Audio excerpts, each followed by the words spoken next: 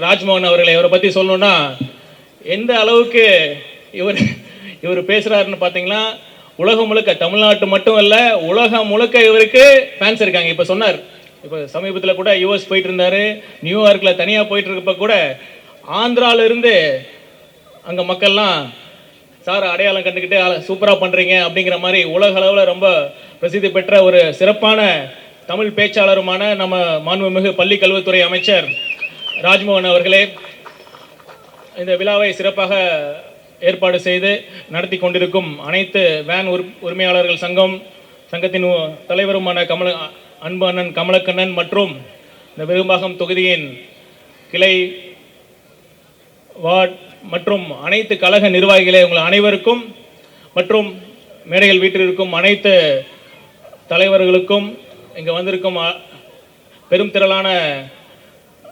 திரளாக வந்திருக்கும் அனைத்து பெரியோர்களுக்கும், தாய்மார்களுக்கும், ஊடக நண்பர்களுக்கும் என் வணக்கத்தை தெரிவித்துக் கொள்கிறேன். இப்போ பார்த்தீங்கன்னா எனக்கு ரொம்ப உண்மையாலுமே ஆச்சரியமாக இருந்துச்சு. 52 பேருக்கு 52 குழந்தைகளுக்கு தங்கம் மோதிரம் போட்டாங்க. அது மட்டும் இல்லை, இப்போ சுகாதாரத்துறையில் நம்ம என்னென்ன நலத்திட்டங்கள் பண்ணிட்டு என்னென்ன திட்டங்கள் இருக்குமோ அனைத்தையும் இங்கேயே பண்ணிட்டு இருக்காங்க. ஒரு பெட்டகம் பார்த்தீங்கன்னா பிறந்த குழந்தைகளுக்கு, தாய்மார்களுக்கு நம்ம ஒரு பெட்டகம் நம்ம கொடுத்துட்ருக்கோம், அரசு சார்பில் கொடுத்துட்ருக்கோம். அந்த பையில் பார்த்தீங்கன்னா அந்த பிறந்த குழந்தைகளுக்கு தேவையான ஒரு படுக்கை, பஞ்சு படுக்கை, அப்புறம் தாய்மார்களுக்கு அந்த ஊட்டச்சத்து மாவு, ப்ளஸ் அந்த பிறந்த குழந்தைகளுக்கு தேவையான பொருட்கள் அனைத்தும் நம்ம அரசு சார்பில் கொடுத்துட்ருக்கோம். இங்கே ஒரு தனி அரசாங்கமே நம்ம தமிழக வெற்றி கழகத்தின் நிர்வாகிகள் நடத்திட்டு இருக்காங்க. உங்களுக்கு மிகப்பெரிய வாழ்த்துக்கள். அது மட்டும் இல்லை, அது கூட ஒரு தொட்டிலும் கொடுத்துட்ருக்காங்க.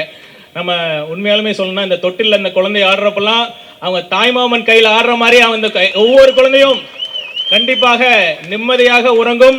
தாய்மார்கள்லாம் எந்த தொந்தரவும் இருக்காது. ஏன்னா நமக்கு யூஸ்வலாக பார்த்தீங்கன்னா குழந்தையை தூங்க வைக்க முடியாமல் முதல் 3-4 மாதங்களில் தாய்மார்கள்லாம் எவ்வளவு கஷ்டப்படுவீங்கன்னு உங்களுக்கு தெரியும்.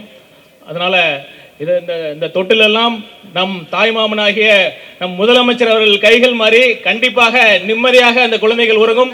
மற்றும் அவர் ஏற்கனவே சொன்ன மாதிரி நம்ம பொதுச்செயலாளர் அவர்கள் கையினால் இந்த முதலமைச்சர் அவர்கள் பிறந்தநாள் விழாவை முன்னிட்டு அவர்களுக்கெல்லாம் தங்க மோதிரம் கொடுத்துட்ருக்காங்க. கண்டிப்பாக அனைத்து வளங்களையும் பெற்று இந்த குழந்தைகளை எல்லாம் வாழ்வில் மிகப்பெரிய வெற்றி அடைவார்கள். இப்போ பார்த்தீங்கன்னா இந்த திட்டம் பார்த்தீங்கன்னா நம்ம தேர்தல் வாக்குறுதியில் அறிவித்தோம். பிற அரசு மருத்துவமனையில் பிறக்கக்கூடிய குழந்தைகளுக்கு தங்க மோதிரம் அணிவிக்க போகிறோம் அப்படின்னு ஒரு திட்டம் அறிவித்தோம். அந்த திட்டத்தை பார்த்து இந்த விழா நடக்கலை. இன்னும் சொல்லப்போனால் 20 வருஷமாக நம்ம விஜய் மக்களை இயக்கமாக இருக்கிறப்பவே நம்ம தலைவரோட பிறந்தநாள் அப்போ இந்த கழக நிர்வாகிகள்லாம் போட்டு இந்த அரசு மருத்துவமனையில் தங்க மோதிரம் போட்டுட்டு இருந்தாங்க. அதை பார்த்து தான் இன்னும் சொல்லப்போனால் விஜய் மக்கள் இயக்கம் எதையும் எதிர்பார்க்காம, அவங்களுக்குலாம் யாரும் தெரியாது, ஒரு 10-20 வருஷம் 30 வருஷம் கழிச்சு நம்ம இயக்கம் அரசியல் கட்சியாக மாறப்போகுது அப்படின்னு எந்தவித எதிர்பார்ப்பும் இல்லாமல் உண்மையாக ஒரு மக்கள் சேவை அந்த எண்ணத்தோடு விஜய் மக்கள் நிர்வாகிகள் செஞ்சிட்டு இருந்த அந்த திட்டம் தான் இன்னைக்கு அரசு திட்டமா இருக்கு. அதனால மிகப்பெரிய இதை நிகழ்த்தி காட்டிய நம்ம மாண்புமிகு பொதுச்செயலாளர் அண்ணன் ஆனந்த் அவர்களுக்கு ஒரு மிகப்பெரிய நன்றியை தெரிவிச்சுக்கிறேன். ஏன்னா விஜய் மக்கள் இயக்கமா இருந்தப்ப நடந்த திட்டம் தான் இன்னைக்கு ஒரு அரசு திட்டமா இருக்கு. அது மட்டுமல்ல, இப்ப ஆம்புலன்ஸ், இப்ப நம்ம பள்ளிக்கல்வித்துறை அமைச்சர் சொன்ன மாதிரி ஒரு ஆம்புலன்ஸ் சொன்னாங்க. உண்மையாலுமே எனக்கும் அடுத்த ஆச்சரியம். ஏன்னா அரசுலேயே ஒரு 108 ஆம்புலன்ஸ் இருக்கு. அதற்கு ஒரு சப்போர்ட்டாக, உறுதுணையாக பார்த்தீங்கன்னா இந்த அவர் சொன்ன மாதிரி இங்கே சிட்டியில் சாலை ரொம்ப நேரவாக இருக்கிறப்ப சின்ன சாலையிலும் செல்லக்கூடிய அளவுக்கு ஒரு ஆம்புலன்ஸ் இருக்குது. உண்மையாக இந்த மாதிரி ஒரு நலத்திட்ட உதவிகளை ஏற்பாடு பண்ண அனைத்து நிர்வாகிகளுக்கும் மனமார்ந்த நன்றிகளை தெரிவிச்சுக்கிறேன். இப்போ பார்த்தீங்கன்னா நம்ம ஆட்சி அமைந்து ஒரு 2 மாதம் ஆயிருக்கு. எவ்வளோ பெரிய மாற்றங்கள். நீங்களே சொல்லுங்கள், ஆட்சி எப்படி இருக்கு நம்ம ஆட்சி? அம்மா நீங்கள் சொல்லுங்கள், ஆட்சி எப்படி இருக்கு? அவ்வளோதாங்க. எங்கே போனாலும் சரி மக்கள் ரொம்ப சூப்பராக பண்ணுறீங்க, இதே மாதிரி பண்ணுங்க, முதலமைச்சரை கேட்டதா சொல்லுங்க, அன்பு மழை பொழிறாங்க எல்லா இடத்தையும். இந்த மாதிரிலாம் யாரும் எதிர்பார்க்கவே இல்லை. ஒரு எதிர்பார்க்காம ஒரு கிடைச்சதுன்னா எவ்வளோ ஒரு ஆனந்தம் இருக்குமோ. நம்ம ரொம்ப நாள் எதிர்பார்த்து ரொம்ப நாள் நம்ம ஏங்கிட்டு இருந்த ஒரு விஷயம் நடந்தா எந்த அளவுக்கு மனசுக்கு சந்தோஷமா இருக்குமோ அதே மாதிரி தான் ஒவ்வொருத்தரும், நான் சந்திக்க போகிற ஒவ்வொருத்தரும் சொல்கிறாங்க, இந்த மாதிரிலாம் நாங்கள் எதிர்பார்க்கவே இல்லை, இவ்வளோ நாள் இவ்வளோ பண்ணிட்டு இருக்காங்களா, இவ்வளோ அவங்க பண்ணுற ஒவ்வொரு தப்பாக இப்போ வெளியே வந்துட்டு இருக்கு. யோசிச்சு பாருங்க. நம்ம பள்ளிக்கல்வித்துறை அமைச்சர் ஒரு அறிவிப்பு வெளியிட்டார். தனியார் பள்ளிகளில் அந்த அப்ரூவல், அந்த லைசன்ஸ் ரினியூவல் பண்ணுறதுக்கு எத்தனை லட்சம் வாங்கிட்டு இருந்தாங்க, லட்சமாக வாங்கிட்டு இருந்தாங்க. ஒரே அறிவிப்பு தான், டிரான்ஸ்பரண்டாக ஆன்லைன் மூலமாக எல்லாத்துக்கும் கிடைக்கும் அப்படின்னு ஒரே அறிவிப்பு தான். ஒரே கையெழுத்தில் அவங்க பண்ணிட்டு இருந்த அனைத்து ஊழலும் ஒரே கையெழுத்தில் அப்படியே முடிவுக்கு கொண்டு வந்துட்டாங்க. இதுதாங்க நம்ம தலைமை எவ்வளையோ அதே மாதிரி தான் அனைத்து அமைச்சர்களும். இப்போ மாண்புமிகு முதலமைச்சர் அவர்கள் சொன்னார், தனக்கு ஒரு ரூபாயும் வேண்டாம், ஒரு ரூபாய் லஞ்சம் வாங்க மாட்டேன், லஞ்சம் வாங்கவும் விட மாட்டோம், வாங்கினவங்களையும் விட மாட்டோம்னு சொல்லிட்டு இருக்காங்க. அதனால தான் இப்போ எல்லாம் போன கவர்மெண்ட்ல எப்படி திரும்ப நடந்தது, நம்ம இந்தியன் படத்தில் வரும்ல, கவரில் அமௌண்ட் வச்சு கொடுத்தாதான்டா அது கவர்மெண்ட்னு சொன்னாங்களே, அந்த மாதிரி தான் ஆட்சி நடத்திட்டு இருந்தாங்க. இப்போ உண்மையாலும் ஒரு இந்தியன் மாதிரி ஒரு தமிழன் வந்து இன்னைக்கு தமிழ்நாட்டில் ஊழலை ஒழிச்சிருக்கார். இது எவ்வளவு பெரிய விஷயம். அது அவர் முதல் அமைச்சரவையிலே சொன்னாரு. முதல் அமைச்சரவை கூட்டத்தில் எல்லா அமைச்சர்கள் இருக்கிறப்பவே எல்லா அமைச்சர்களை பார்த்து அவர் சொன்னார், எனக்கு உங்கள் மேலே ஒரு முழு நம்பிக்கை இருக்குது. கண்டிப்பாக மக்கள் நமக்கு இந்த அளவுக்கு அன்பு செலுத்தி நமக்கு இந்த ஆட்சியை அமைச்சு கொடுத்துருக்காங்கன்னா, அதே அளவிற்கு, இன்னும் சொல்லப்போனால் அதை விட அதிக அளவிற்கு மக்கள்கிட்ட நம்ம மேலே அவ்வளோ எதிர்பார்ப்பு இருக்குது. அந்த எதிர்பார்ப்பை நம்ம பூர்த்தி செய்யணும் அப்படின்னு நம்ம அமைச்சர்களை பார்த்து சொல்லிருக்காரு. இது வரைக்கும் எந்த முதலமைச்சராச்சும் அமைச்சர்களை பார்த்து லஞ்சம் வாங்கக்கூடாதுன்னு சொல்லியிருக்காங்களா? அந்த துணிச்சல் இருக்கா?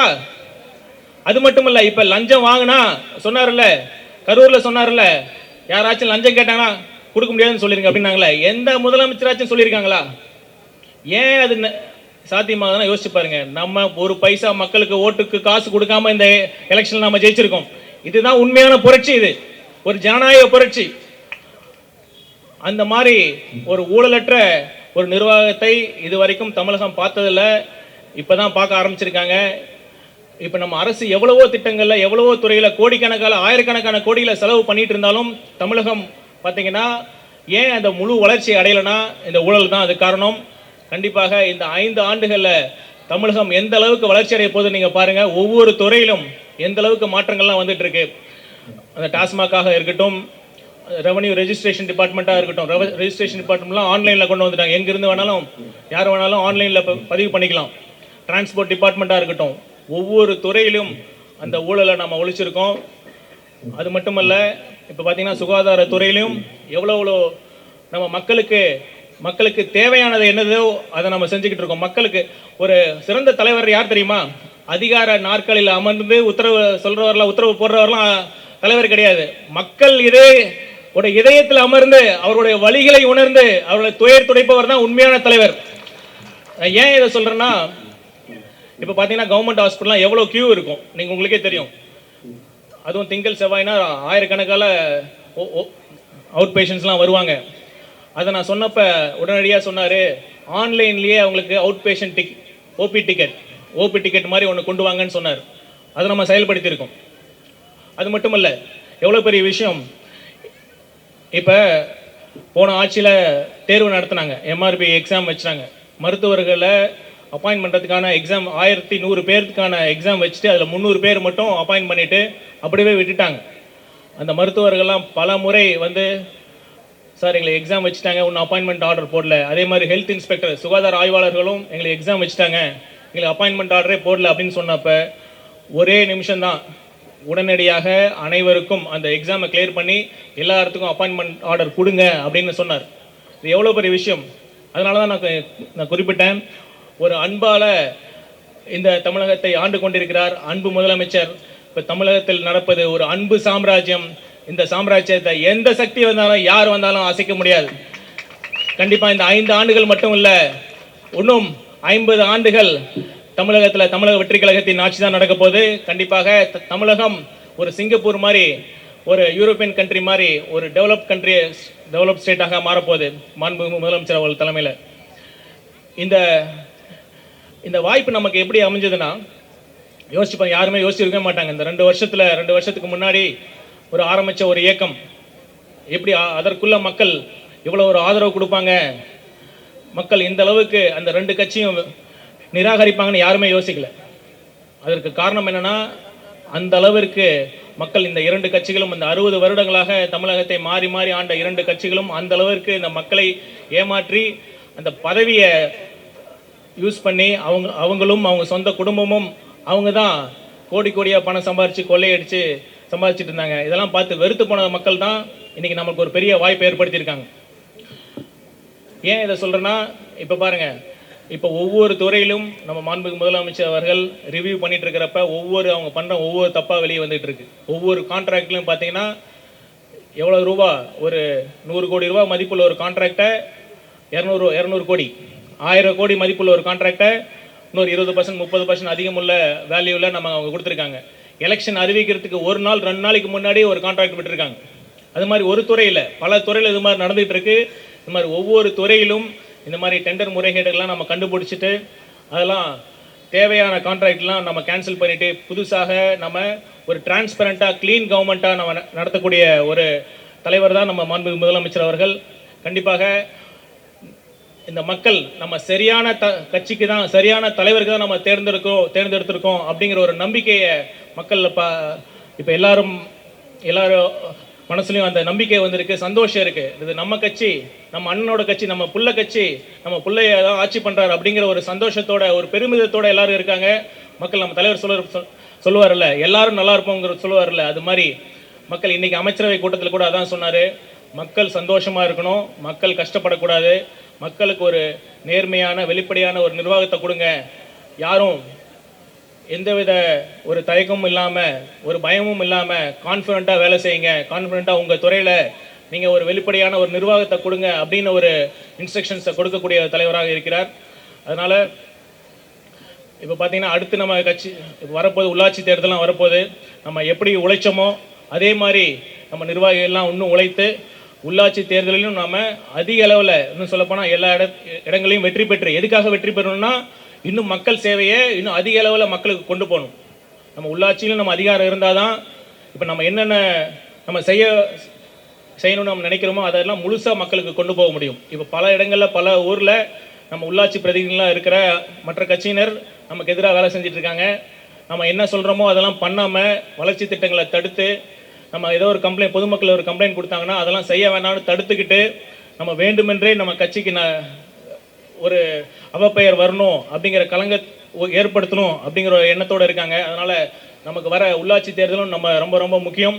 அதற்கும் நம்ம இந்த பொது தேர்தலில் எந்த அளவிற்கு உழைத்தோமோ அதே அளவிற்கு, இன்னும் சொல்லப்போனால் அதை விட ஒரு படி அதிகமாக உழைத்து பெருவாரியான இடங்களில் நம்ம உள்ளாட்சி தேர்தலும் வெற்றி பெறணும் அப்படின்னு சொல்லிக்கிட்டு மீண்டும் ஒரு முறை நம்ம தலைவர் அவர்களுக்கு நன்றி கூறி இந்த விழாவை ஏற்பாடு செய்த அனைத்து கழக நிர்வாகிகளுக்கும் நன்றி கூறிட்டு, அப்புறம் நம்ம மாண்புமிகு கழக பொதுச்செயலாளர் அவர்களுக்கு அட்வான்ஸ் பிறந்தநாள் வாழ்த்துக்களை கூறிக்கொண்டு வாய்ப்பளித்த அனைவருக்கும் நன்றி கூறி விடைபெறுகிறேன். நன்றி, வணக்கம்.